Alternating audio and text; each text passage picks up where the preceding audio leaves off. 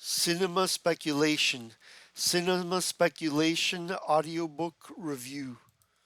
Spoiler warning. Spoiler warning. Spoiler warning.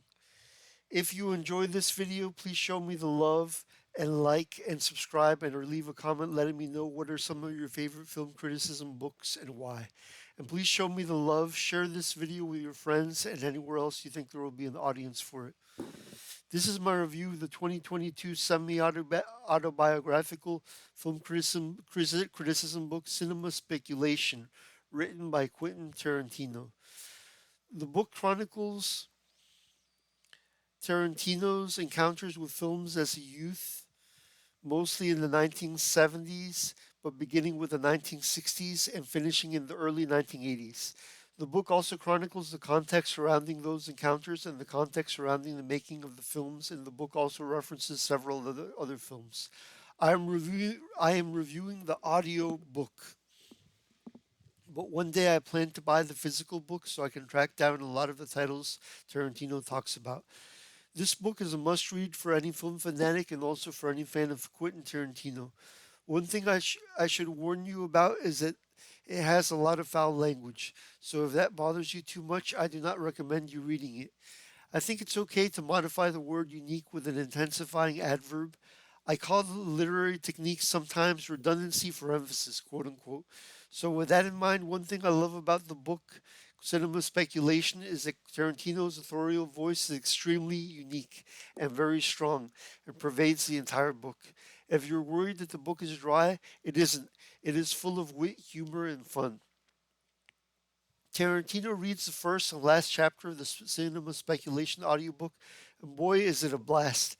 I wish he would have recorded the audio for the whole book, but Eduardo Ballerini, who reads most of the book, does a good enough job. But it would have been incredible if Tarantino had read the entire thing himself. Nevertheless, Ballerini captures and delivers Tarantino's wit and humor quite well. I laughed several times while reading the book. One thing I disagree with is that Tarantino was too cruel when talking about one of the actors in the movie Freaks and also when talking about one of the actors in Deliverance. He should have edited those parts out and been more diplomatic, but apart from that and some other issues, the book is great. Tarantino's first trip to black cinema is hilarious and vivid. He really makes a scene come to life and makes me long to go to cinema like that.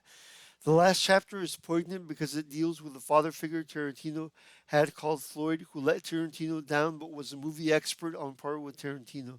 He was even the first person Tarantino met who also wrote movie scripts. And Floyd's scripts sound fascinating. Tarantino even says that he wishes he had thanked Floyd when he won the Oscar for Django Unchained, because Floyd was a heavy influence in Tarantino wanting to get involved with screenwriting.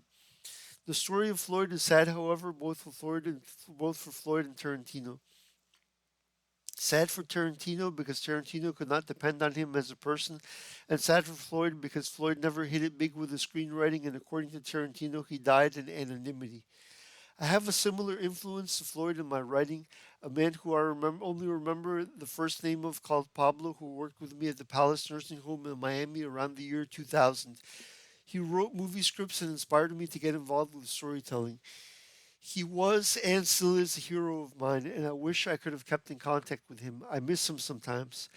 Going back to Tarantino's book, Deliverance is definitely a film I want to watch after reading Tarantino's review, largely because Tarantino describes Burt Reynolds' character as fascinating, and for Tarantino, a master of creating characters himself, to say that is worthy of attention, and I love great characters in stories.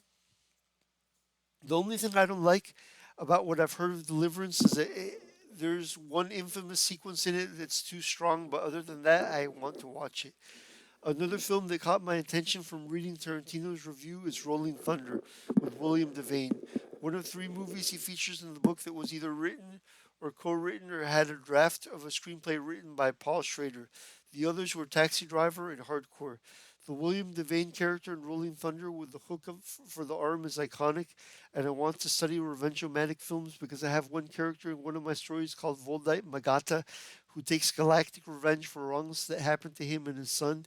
And even though what he does is horrific, I want the audience to at least understand where he is coming from and feel for his pain somewhat.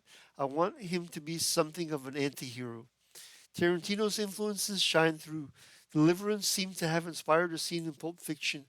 The revenge films Tarantino loved inspired Kill Bill, and some of Tarantino's other films like Django Unchained and Don Siegel's Telephone inspired Kurt Russell's repetition of the same poem that Donald Pleasance used in that earlier film. One glaring omission from his book on 70s films is Tarantino only mentions Star Wars in passing, but doesn't talk at a longer length or too deeply about it.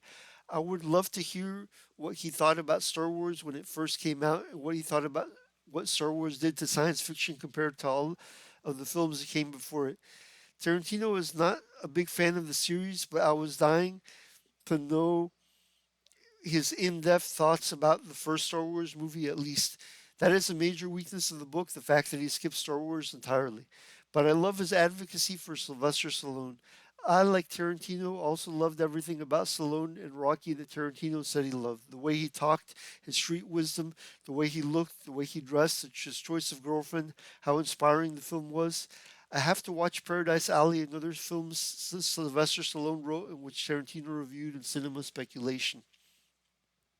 One critic I have to read more of is Pauline Kael. She's one of Tarantino's favorite writers, but I haven't read too many reviews from her. I hope to get one of her books one day and read her reviews.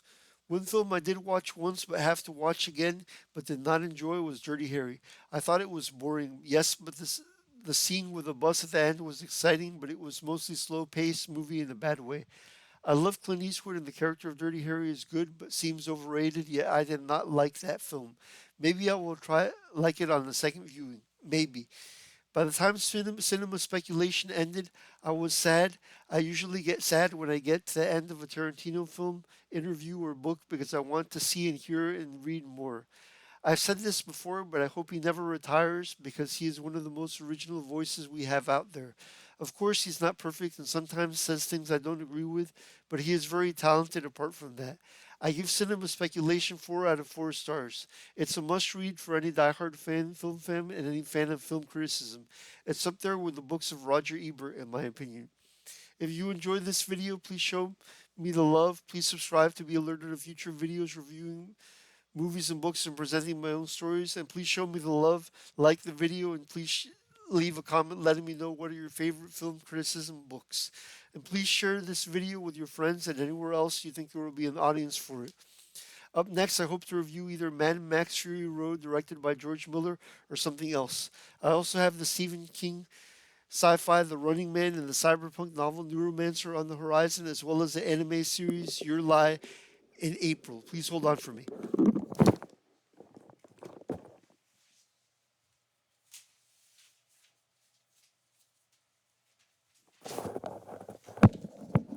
If you like this video, please check out my reviews of Quentin Tarantino's Pulp Fiction, Jackie Brown, Kill Bill Volumes 1 and 2, and Death Proof also on my channel. I think it's safe to say that Tarantino is the filmmaker I've written the most movie reviews about so far.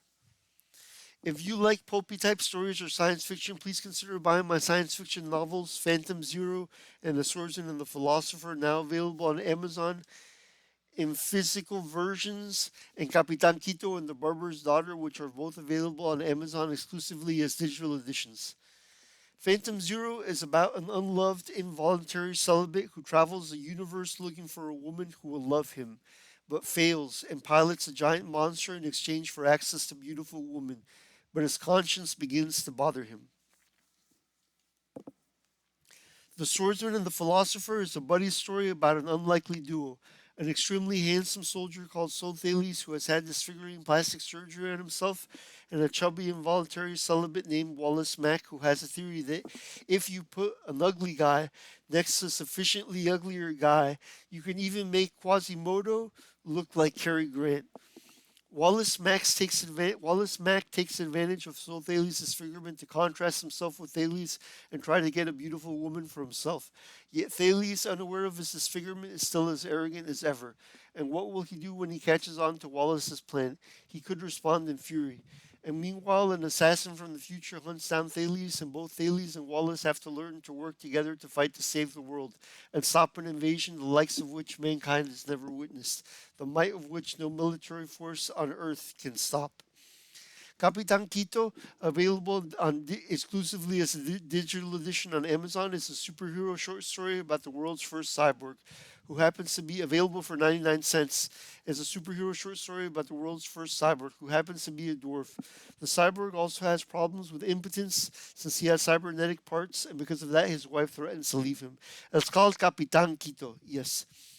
The Barber's Daughter, on the other hand, is a love story about a barber whose involuntary celibate customer falls in love with his beautiful daughter.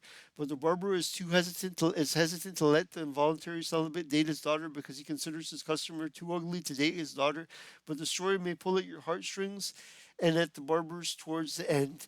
If you like original stories, you may like the Swordsman and the Philosopher, available for about $9 and change on Amazon. You may like it a lot. Hopefully, you like it. If you like Grindhouse, if you like revenge movies, if you like action movies, hopefully you like The Swordsman and the Philosopher. Yes, hope to make it a movie one day. Available for about $9 on Amazon, $9 and change, and for 99 cents is a digital edition. Yes, but I recommend you buy the physical version. It's more beautiful and better to read. Yes, and mecha stories, if you like pulp stories, science fiction, please also buy Phantom Zero. Swords and the Philosopher has a lot of has some sword fights and action. And Phantom Zero has action, and it has a love story between the dwarf, an unloved, involuntary celibate, and two beautiful Chinese women. Yes. And who will he win? I won't tell you who he will win one of their hearts, but I won't tell you who. And the Swordsman and the Philosopher um, has a beautiful Japanese woman. Yes. So please get these stories and Romans 10:9, and God bless you, and Jesus loves you, and peace out.